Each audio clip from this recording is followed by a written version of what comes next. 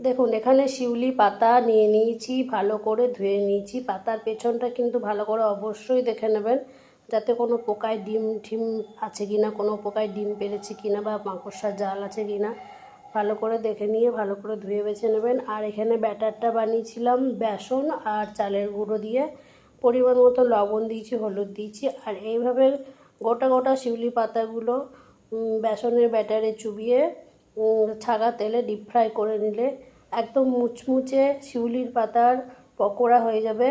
আর খেতে কিন্তু গরম ভাতে দুর্দান্ত লাগে, গরম গরম পকোড়া খেতে ভালো লাগে। আর এটা কিন্তু ঠান্ডা হয়ে গেলেও বেশ খানিকটা সময় মচমচে থাকে, কারণ যেহেতু চালের গুঁড়োটা দিয়েছি ওই জন্য বড়াগুলো কিন্তু অনেকটা সময় মচমচে থাকে। দেখুন বড়াগুলো আমার ভাজা হয়ে গেছে, আর দেখতেও কি সুন্দর লাগছে না, আর খেতেও কিন্তু দুর্দান্ত হয়েছিল। তো আপনারাও এভাবে খেয়ে আপনাদের মুখ ছাড়িয়ে নিতে পারেন।